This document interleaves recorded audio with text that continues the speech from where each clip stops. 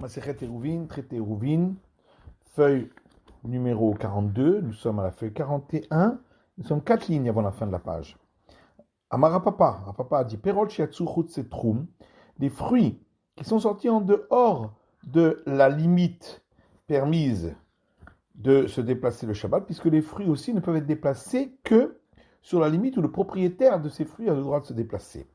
Vehazru, puis ils sont revenus, ces fruits, Aflou Bemezid, même si on les a fait rentrer et sortir et re-rentrer volontairement, Loïf Sidet Mekoman, ils n'ont pas perdu leur place du départ, c'est-à-dire qu'on peut les déplacer, on pourra les redéplacer à nouveau sur l'ensemble de ce territoire. Maïtama nous sininu, parce qu'ils sont considérés comme s'ils avaient été déplacés par contrainte, puisque les fruits eux-mêmes n'ont pas la volonté de sortir ni de rentrer.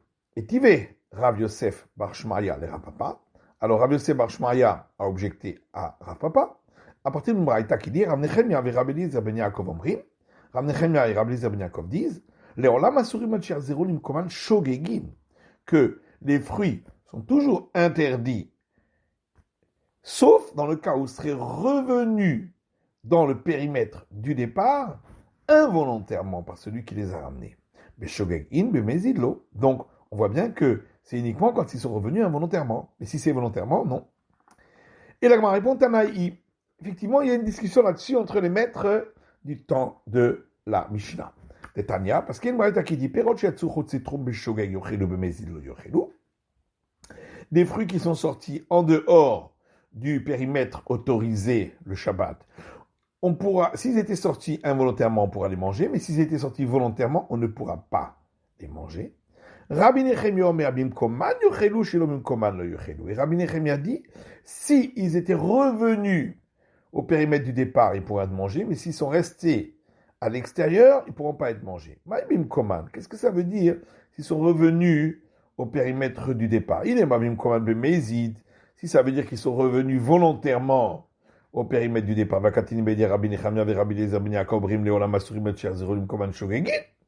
Pourtant, on a donc vu déjà cette braïta où Rabbi Nechemia et Rabbi Eliezer ben Yaakov disent que les fruits sont toujours interdits, sauf s'ils étaient revenus au périmètre du départ involontairement. Donc seulement si c'était involontairement, pas si c'était volontairement. Et là, bim koman beshogeg. Donc forcément, il faut dire que quand Rabbi Nechemia a permis, c'est seulement s'ils étaient revenus au périmètre du départ, involontairement. Oui, mais alors, pourquoi il parle de cela alors que le premier auteur dans cette braïta n'a pas parlé qu'ils étaient revenus au périmètre du départ? Donc, s'il est là pour discuter avec le premier avis, pourquoi il a besoin de parler de lorsqu'ils sont revenus au périmètre du départ alors que ce n'était pas ça le sujet? Il faut donc dire qu'il manque un morceau dans cette braïta. Voilà comment il faut dire la braïta.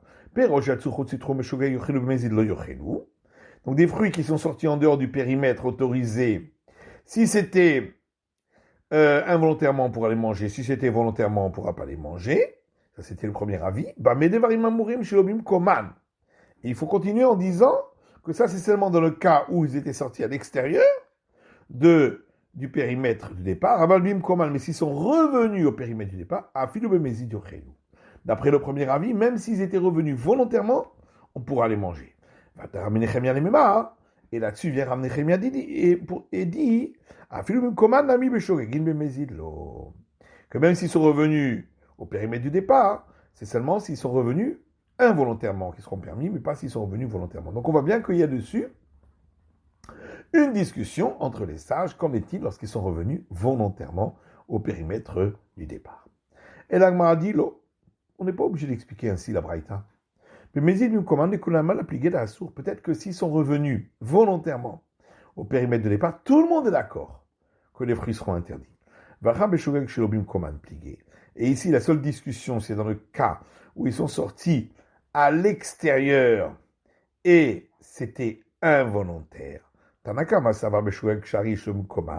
Donc, d'après le premier avis, s'ils sont sortis involontairement, ils seront permis. Et Rabbi Nechemia et vient Rabbi Nechemia et nous dit attention, même si c'était involontaire, c'est seulement quand ils sont revenus au périmètre du départ qu'on les permettra, chez l'obim koman lo. Mais si ils étaient restés à l'extérieur, ce sera interdit même s'ils étaient sortis involontairement. La Gemara dit Vami des Katani, pourtant, puisqu'on a vu donc la Braïta qu'on avait vue plus haut, la première, où Rabbi Nechemia et Rabbi Eliezer ben Yaakov omrim. Rabbi Nechemia et Rabbi Eliezer ben Yaakov disent le Olam Asurim el Sharzeru Limkoman Shogegin, qui reste interdit, sauf dans le cas où ils sont revenus à leur périmètre du départ, involontairement. Shogegin, mais zidlo. Donc seulement s'ils sont revenus involontairement, mais pas s'ils sont revenus volontairement. Puisque c'est Rabbi Nechemia et Rabbi Eliezer ben Yaakov qui disent cela, ça veut dire que là-dessus, il y a oui une discussion. Donc forcément, il faut dire que dans ce cas-là où ils sont revenus dans le périmètre du départ, d'après le premier auteur, on a vu dans la deuxième braïta, ils seront permis, même s'ils sont revenus volontairement. Shmarmina, donc on a bien une preuve d'ici que là-dessus, il y a une discussion, et Rapapa suit donc l'avis du premier avis de la braïta. Amar Rav Nachman Amar Shmuel. Rav Nachman dit au nom de Shmuel, Ayam et Aler, si quelqu'un a marché le Shabbat, Venode à Troum Shabbat, mais il ne sait pas où se termine le périmètre où il a le droit de se déplacer. Malech Alpaim Psiot Benoniot, il marchera 2000 pas moyens, mais où est Troum Shabbat? Ça, c'est ce qu'on appelle l'espace autorisé le Shabbat, puisque un pas moyen, c'est une coudée. Donc ça fait en tout 2000 coudées. Vamar Rav Nachman Amar Shmuel. Autre enseignement de Rav Nachman, nom de Shmuel. Shabbat Bebikra, si à l'entrée du Shabbat, donc il a fixé son endroit dans une campagne ouverte. Vekifol Nochim Mechitza Beshabbat. Puis des non-juifs ont construit autour de cet endroit, pendant le Shabbat, une clôture. Malech Alpaimama, il pourra se déplacer de l'endroit où il était à l'entrée du Shabbat uniquement 2000 coudées, puisque c'est ça l'endroit où on peut se déplacer. On met le Bekula. Par contre, il peut porter dans tout le périmètre clôturé, puisque même lorsque la clôture a été faite pendant Shabbat, elle est quand même considérée comme une clôture pour pouvoir porter. Mais pas comme une clôture pour pouvoir marcher à l'intérieur de ces clôtures si ça dépasse les 2000 coudées, puisque au moment de l'entrée du Shabbat, les clôtures n'existaient pas. C'est que si les clôtures existaient déjà au moment de l'entrée du Shabbat, qu'on considère que tout l'endroit qui est clôturé est considéré comme les 4 coudées de la personne. Mais pas ici. À l'idée Zrika. Par contre, quand on a permis de porter tout cet endroit-là, clôturé, forcément, lorsqu'il s'agit de l'extérieur du périmètre des 2000 coudées, forcément, on permettra uniquement de lancer, puisque lui-même ne peut pas se déplacer. Ravuna, lui, dit, effectivement, il peut marcher jusqu'à 2000 coudées, de l'endroit où il était au moment de l'entrée du Shabbat, ou metaltel arba hamot, mais il ne peut déplacer des objets que sur 4 coudées, pas plus. Metaltel bekula dezrika. Et pourquoi on ne permet pas de déplacer sur l'ensemble du périmètre clôturé en lançant? Parce qu'on craint que s'il lance un objet qui lui appartient, il risque ensuite d'aller le chercher et donc de sortir du périmètre autorisé. Be'alpaïm, après les 2000 coudées. Alors, on dit Be'alpaïm yatli taltel. Oui, mais au moins sur les 2000 coudées où il a le droit de se déplacer, il devrait avoir le droit de porter. Qui aurait, comme à son habitude. Oui, mais ça fait que dans cet endroit clôturé, il y a une partie où il peut porter, une partie où il ne peut pas. Et donc la partie où il peut porter est complètement ouverte sur une partie où il ne peut pas porter. Et dans ce cas-là, on considère que dans tout l'endroit, il n'aura pas le droit de porter. Barab lui dit, il peut marcher sur 2000 coudées et porter également aussi sur 2000 coudées. Oui, mais alors, il va ni comme Rav Nachman qui permet de porter sur tout le périmètre clôturé, et ni comme Ravuna qui lui ne permet de porter que sur les 4 premières coudées. Et Mavetaltel Barba. Donc il faut dire qu'effectivement, d'après Chia Barab, il ne peut porter que sur 4 coudées. Il y a Chia de Ravuna, mais alors ça correspond à la vie de Ravuna. Et Mavechen Amarabi Chia Barab. Donc effectivement, il faut dire, et de même a dit Rabbi Chia Barab. Amarle Rav Nachman et Ravuna. Rav Nachman a dit à Ravuna, l'otivlogal des Shmuel. Tu ne peux pas être en opposition avec l'enseignement que j'ai rapporté au nom du Shmuel qui autorise de porter sur l'ensemble de l'enceinte. Netanya Kevate. puisqu'il y a une braïta comme lui. Et Tania, comme on l'a vu dans une braïta. Hayam modèle Duba, si quelqu'un mesurait en marchant jusqu'à où il peut marcher, le Shabbat. Mais quand Midato, Bechatsi Aïr, et la fin du périmètre où il peut marcher, se trouve au milieu d'une ville. Et cette ville est clôturée. Il pourra donc porter sur l'ensemble de la ville, puisque c'est clôturé. Par contre, il ne peut pas se déplacer plus loin que le troum, c'est-à-dire les 2000 coudées, donc la fin de son périmètre. Mais tel. Alors comment peut-il porter? Là, va le désrika, forcément en lançant. Donc on voit que la Braïta autorise de lancer plus loin. Amar Ravunalo, Ravuna dit non. Aldem Shira, on ne permet de porter qu'en ramenant un objet qui est à l'extérieur des 2000 coudées vers soi. Parce que dans ce cas-là, on ne risque pas d'être attiré et de sortir à l'extérieur, puisque ce n'est pas un objet qui lui appartenait au départ. Ce qui n'est pas le cas quand il lance un objet vers l'extérieur, où là, il risquerait d'être attiré, puisque c'est son objet à lui, et aller le chercher, et donc sortir des 2000 coudées.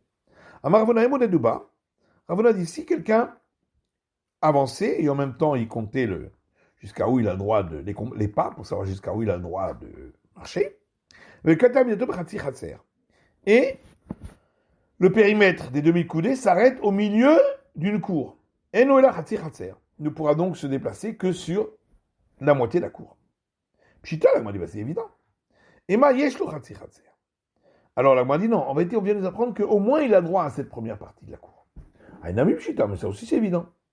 Maoud et Tema, oui, mais on aurait pu croire, les Rojima, tous les Bekula, qu'on aurait interdit même de se déplacer sur la moitié de cette cour, parce que dans la cour il y a beaucoup d'objets, et donc on risquerait, s'il rentre dans la cour, de pouvoir déplacer les objets d'un endroit à un autre, et donc de dépasser l'endroit qui est autorisé pour lui de se déplacer.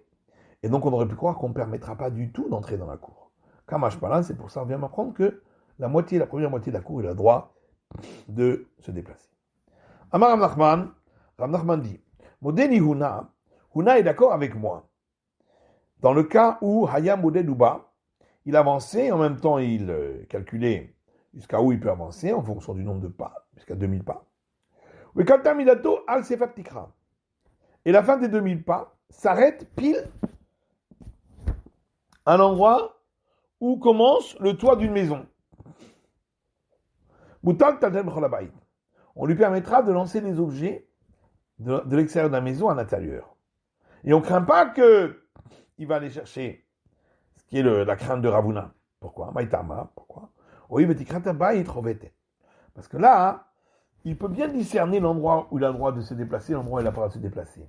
C'est le début du toit qui est l'arrêt. Et donc, il ne risque pas d'aller plus loin. Amar Ravuna Berel Ramnatan.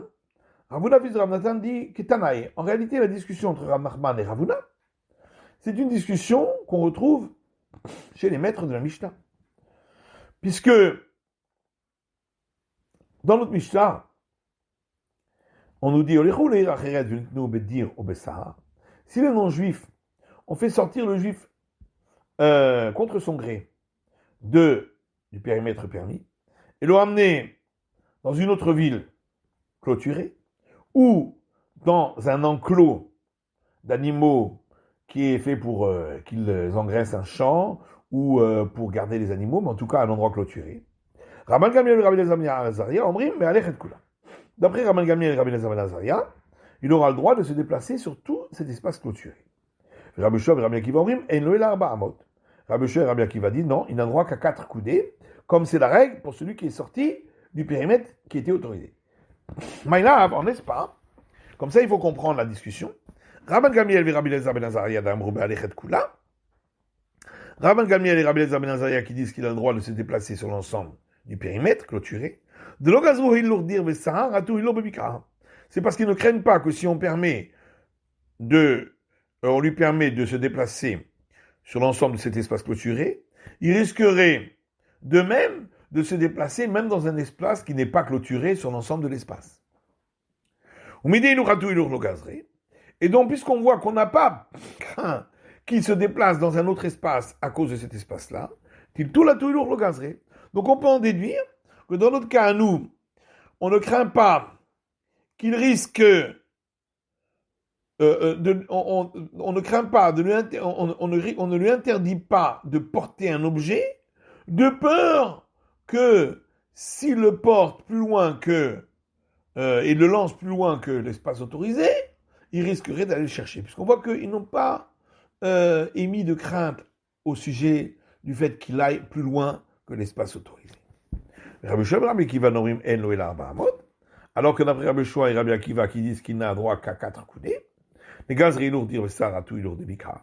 C'est parce qu'ils considèrent que on craint que si on lui permet de se déplacer dans cet endroit clôturé, il risquerait de se déplacer même si l'endroit ne l'est pas. Ou midi lourd et lourd gazri, puisqu'on voit qu'ils craignent de lui permettre de se déplacer dans un endroit à cause d'un autre endroit. Donc on peut dire également qu'on a interdit de porter des affaires plus loin que l'espace autorisé, de peur qu'il en vienne à marcher également dans cet espace-là. Donc, la discussion qu'on a vue plus haut, en fin de compte, c'est cette discussion entre les maîtres de la Mishnah. Mima et Akbar, mais qui te dit que c'est ça la discussion? Dis-moi, qui le gazri Rabban Gamiel ve Rabbi Elazar ben Azaria, ilot tsar, veut dire à tout ilot bikra.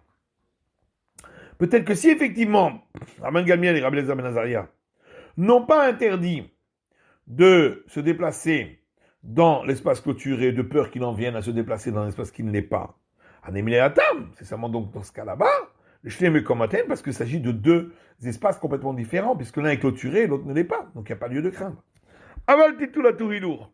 Mais, sur le fait d'interdire de porter plus loin que son espace, de peur qu'il en vienne à se déplacer là-bas, les Makom et Khadou, ça c'est dans le même endroit, peut-être que là, il serait d'accord que on va l'interdire. De peur qu'il en vienne à être attiré par l'objet qu'il a lancé, qui lui appartenait, et qu'il en vienne à le rechercher, à se déplacer plus loin que son périmètre. Rabbi Shua et Rabbi Akiva Nami, également concernant la vie de Rabbi Shua et Rabbi Akiva, qui te dit que la raison pour laquelle eux ont interdit de se déplacer dans cet espace clôturé, c'est parce que de peur qu'il en viendrait à se déplacer dans un espace qui n'est pas clôturé. Peut-être c'est pas ça du tout la raison. Peut-être c'est parce qu'ils pensent d'amis. Quand nous disons que lorsqu'on a une maison, elle est considérée tout entière comme les 4 coudées de la personne. Ça c'est seulement dans le cas où, à l'entrée du Shabbat, il se trouvait là-bas, et donc c'est ça son endroit, et donc son endroit a été clôturé, et donc c'est pourquoi tout l'espace clôturé est considéré comme son endroit, les 4 coudées qui lui appartiennent. Mais dans le cas où il n'était pas à l'entrée du Shabbat dans cet espace clôturé, comme ici, où c'est les non-juifs qui l'ont sorti et qui l'ont amené à cet espace-là, l'eau, dans ce cas-là, ils ne diront pas qu'il a le droit de se déplacer dans tout cet espace comme si c'était ses 4 coudées. Amarav, Rav dit, Retak et Rabban Gamiel bedir vesahav usfina. On suit l'avis de Rabban Gamiel concernant donc ce cas où ils l'ont sorti dans un espace clôturé, comme l'espace clôturé pour les animaux, pour engraisser le champ, ou l'espace clôturé pour les animaux, pour les garder. Et également concernant le bateau qui est sorti à l'extérieur, qui a vogué à l'extérieur de l'espace du trou, où ils ont dit qu'il a le droit de se déplacer à l'intérieur de tout le bateau. Donc on suit cet avis. Alors que Shmuel dit, on ne suit cet avis que concernant le bateau. Mais pas concernant l'espace clôturé pour les animaux, où là on suivra l'avis de Rabbi Yoshua et Rabbi Akiva qui l'interdisent de se déplacer plus loin que ses 4 coudées. En tout cas, tout le monde est d'accord qu'on suit l'avis de Rabban Gamiel pour le bateau. Maïta Amai, pourquoi? Amar Rabba explique, parce que à l'entrée du Shabbat, il était dans le bateau. Or, le bateau lui-même est entouré de clôtures. Il est clôturé par les parois elles-mêmes du bateau, qui constituent des clôtures. Et donc, c'est pourquoi tout le bateau est considéré comme ces 4 coudées. Rabbi Zera donne une autre raison. Parce que le bateau lui-même, il se déplace à tout moment puisqu'il vogue sur l'eau. Et donc, les 4 coudées qu'il a, c'est pas un endroit fixe puisque ça bouge tout le temps. Et donc, à tout endroit où il a droit à 4 coudées. Et donc, il peut se déplacer là où il veut. Maï Benayou, quelle est la différence entre les deux explications. Ika Benayu Shinifratu Dofne Sfina. La différence serait dans le cas où les parois du bateau font moins de 10 largeur du point de hauteur. Dans ce cas-là, l'explication de Rabat ne marche pas puisqu'il n'était pas à l'intérieur de clôture à l'entrée du Shabbat. Par contre, l'explication de Rav Zera marche puisque, comme ça bouge tout le temps, donc il n'a pas 4 coudées fixes. Inami, ou bien une autre, on peut donner encore une autre différence, mais qu'en fait, Mishina et Sfina, dans le cas où il a sauté d'un bateau à l'autre, après l'entrée du Shabbat, et donc le bateau il se trouve n'est pas le bateau du départ. Et donc d'après Rabat, effectivement, il n'y aura pas la permission de Rabban Gamiel, puisqu'il n'est pas dans l'espace clôturé où il était au départ. Par contre, d'après Rabbi Zera, on pourra lui permettre, parce que comme le bateau vogue, donc il n'a pas 4 coudées fixes, et donc partout où il se trouve, il a droit encore à 4 coudées autour. C'est la fin de l'étude de la feuille numéro 42.